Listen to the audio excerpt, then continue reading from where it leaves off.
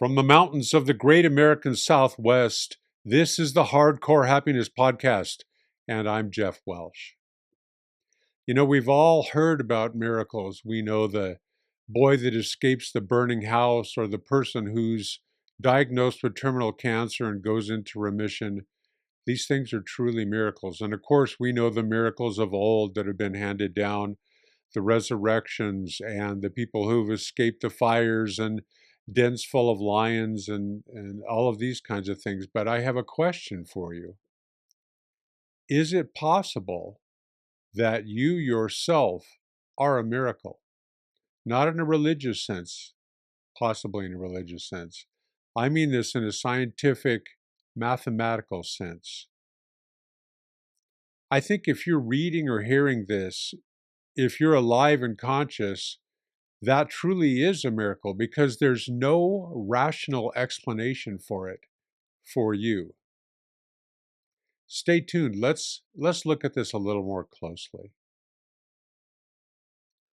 If you look at all of the possible people who could have been made, who could exist possibly as far as DNA combinations goes, the chance that you as a unique entity exist is somewhere along the lines of 10 to the negative 477,000th. That's 0.0 with 477,000 more zeros behind it of a percent. Math aside, that means the chance of you being here, existing at all, is essentially zero. Think about this for a sec. There is no mathematical possibility that you were ever born. Statisticians out there may want to argue with the numeric value of all that, but the point is the same. On top of that, if we're honest, we have to admit that we're completely clueless about where we came from, why we're here, when and why we have to die, and where, if anywhere, we go next. We don't even have the faintest idea of what or who we are. I think at this point, expecting humans to truly comprehend their consciousness, their existence, is like expecting a goldfish to understand the water in which it swims. We live in a complete and perpetual state of existential darkness. And yet we persevere. Something makes us think we're worth preserving. Something has given us a will to survive, to perpetuate our species without even a glimmer of meaning or destiny. I'm sorry if all this is making you feel a bit uneasy. I wish I could reassure you and bring you back to your usual. What really matters is getting the oil changed and taking Susie to soccer practice. But when we zoom out a little bit, it gets even weirder. As far as we know, we are alone in the universe, or maybe the multiverse, flying around in circles, more of a spiral really, on our tiny rock. Actually, let's pause here for a second. I'm going to get on my soapbox for just a minute here. People love to talk about the Fermi paradox in their discussions of are we alone in the universe. Here's kind of how I understand it. Enrico Fermi, apparently over lunch in 1950, he was a physicist, mentions something like that. If there are so many mathematically possible extraterrestrial civilizations, why haven't we met any of them? Where's the aliens? And so many people use this Fermi paradox to construct various rationales that in fact we are alone in the universe. That's not how I see it. I figure either A, there are other mathematically possible and probable and likely and almost impossible not to exist civilizations, but they're as primitive as we are, and they're so far away that we haven't yet seen each other. Or B, there are very advanced universal denizens out there, but they don't want to be seen. Look, If they're so advanced that they can travel interstellar distances, they can certainly cloak from our detection at will. Hell, I have Navy SEAL friends that you wouldn't see either if they didn't want you to see them. One of their favorite sayings, one of my favorite sayings of theirs is, if you heard the shot, you weren't the target. Not everything that exists wants to be seen, and you probably aren't going to see it if it doesn't. Anyway, back to our rock. Our Earth is just short of 8,000 miles in diameter. Our universe is measured in billions of light years. Not to insult your intelligence, but a light year is how far you travel if you go the speed of light for a whole year. That's 186,000 miles per second for a whole year. And yet our tiny little speck of dust that we live on is 8,000 miles in diameter. The only reason that we exist at all is because this little speck of dust we're on is trapped in a balance between centrifugal force and the gravitational pull of our small and cosmically insignificant star that we call the Sun. Also, as far as we know, everyone who has ever existed with all of their culture and art and language and religion, all of the wars and conquests, diseases and famines, all the inventions and fears and celebrations, all of human history is a product of this tiny speck of interstellar dust. Okay, a few of us may soon be able to experience the next redder speck of dust over. As pioneering and as bold as that is, my point still stands. And of course, it is possible that we have literally been there, done that before as a civilization, but so long ago that we don't remember. But that's the topic of a completely different discussion. Think about it, though. Our little star, our sun, is the only reason we can exist in our fragile carbon-based form. If we orbited just a little closer to the sun, we would all fry. If we were just a little farther out, we'd all freeze. A little faster, and we would streak off into deep space and freeze, among other things. A little bit slower, and we'd get sucked into the sun itself. I don't mean to cause you any anxiety. The sun is going to supernova someday anyway and vaporize the entire solar system, us included, if we're still here. So nothing to worry about. There is a personal human reason that I'm thinking all cosmologically right now. At some level, instinctively, if not intellectually, we know all this stuff.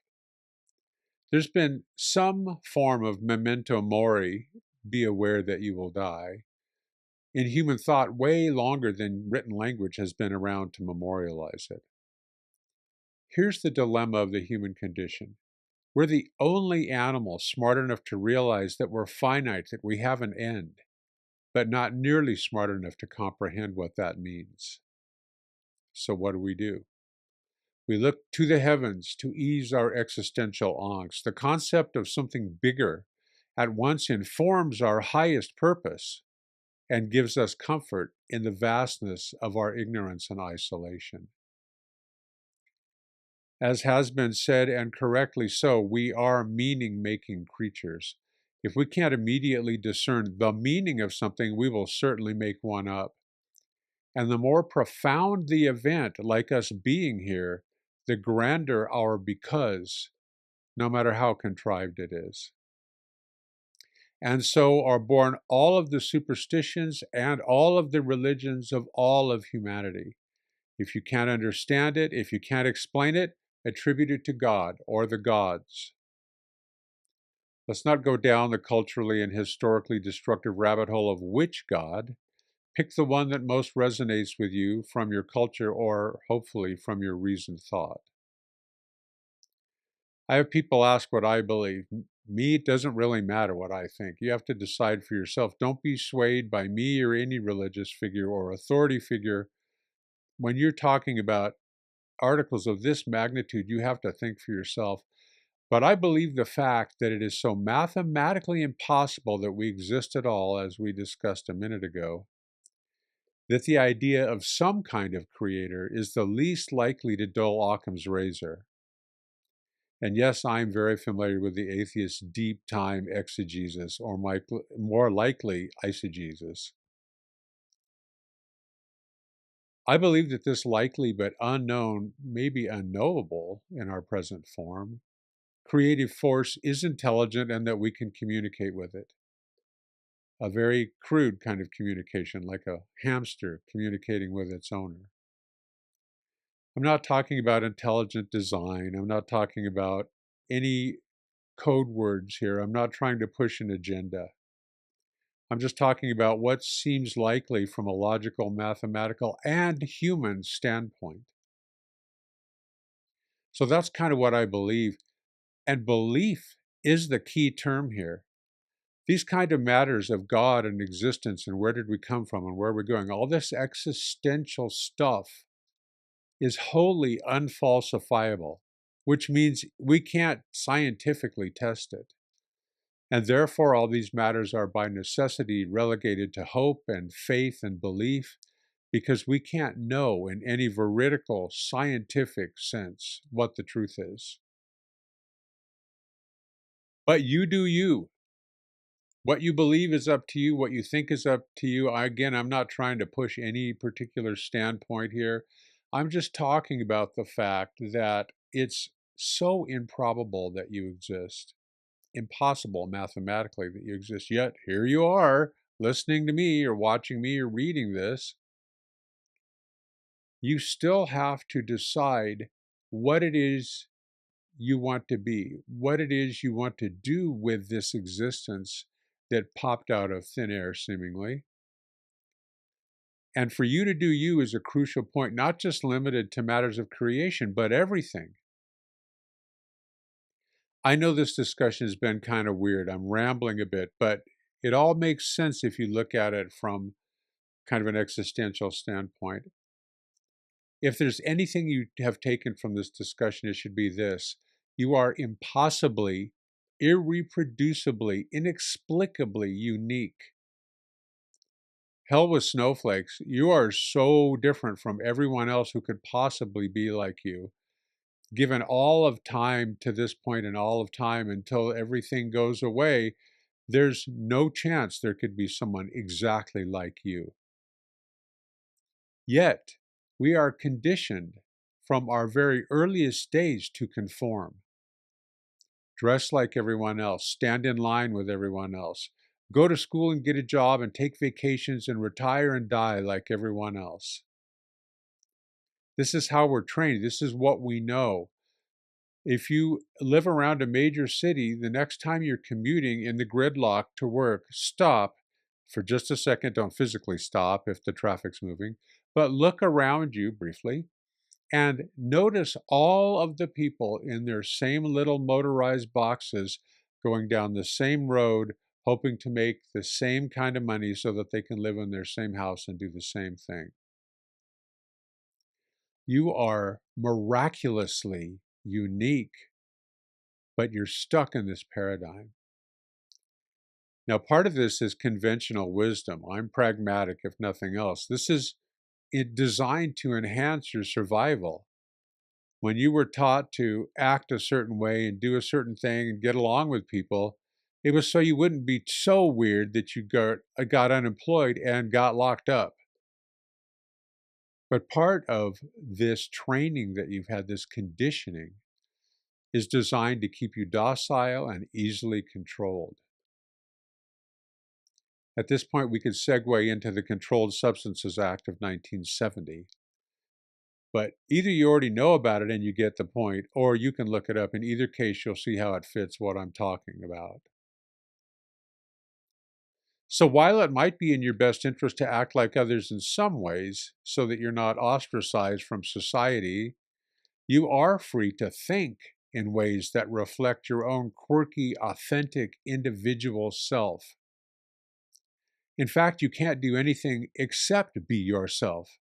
No matter how hard you try to be someone else, that influencer, that superstar athlete, that musician, that actor or actress, that role's already taken.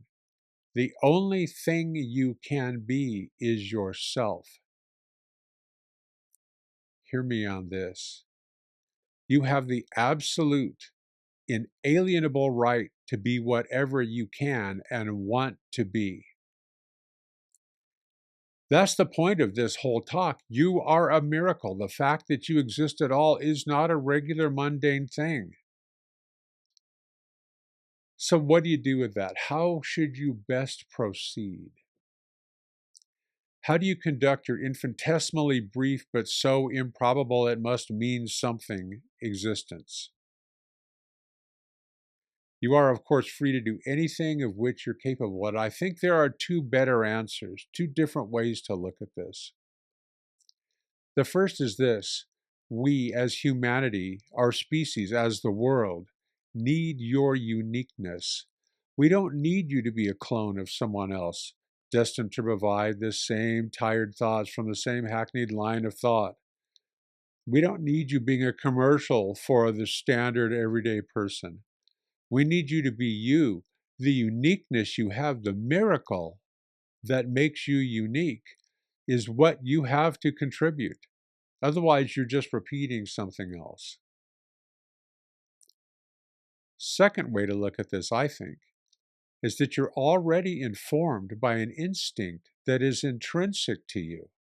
It's built in, provided you don't have certain types of sociopathic psychopathy. Your emotions are an actionable moral compass to help you literally at a gut level, because that's where we feel emotions, isn't it? Decide what path your life should take at any given moment. It's not random. You have this compass built into you to help you decide what's the right path. What should I do? What is the highest good? Feel free to read and watch and go to church and listen to scholars and get PhDs and figure all that stuff out. But still, at the end of the day, all of that is already built in if you listen to it. So I'm not saying if it feels good, do it. If it feels good, you could do it within certain parameters, of course. But in a world where you can be anything you want to be, at least part of what you should choose is to be compassionate. Why compassion? That's the basis of that gut instinct we talked about. If you're looking for a way to decide what do you do with your unique, miraculous existence, trust your own instincts. There's a reason we want to instinctively shelter an abandoned puppy or save a drowning bird. Our heart goes out, as we say, to abused children, and it should. These are not instincts we had to learn. No one had to teach us, oh, look, there's a puppy, let's not kill it. It's built in, and it's there for a reason. Pay attention to it. If you lose that instinct, you lose it on pain of losing your humanity. In other words, while you're choosing your purpose, because that's really what we're talking about, let it be rooted in compassion. Add whatever you want from there. A sustainable sense of purpose, though, always includes others. So here's the take-home message. Be unapologetically you and be kind. It's that simple. Everything else that you do, that you are, should come from your wild and free, unique imagination, from your own heart and mind and soul and your own muse. You are a miracle. That you can read or hear this is a miracle. The fact I can take these ideas that are in my head and offer them up for you to put into your head is a miracle.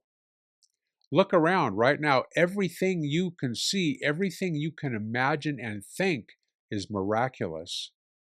All of this is cause for great gratitude, optimism, and celebration. So when your incredibly brief and mysterious existence, stop worrying about whatever it is you worry about. Use that energy instead to construct your mindset such that you choose your purpose that will allow you to create your own world as best you can. How exactly do we do that? Stay tuned. There is much to be discussed. The Hardcore Happiness podcast is live every week in video form on YouTube and in audio form wherever you listen to your podcasts. Visit the podcast page at jeffwwelsh.studio where you can see past episodes and listen to the current one.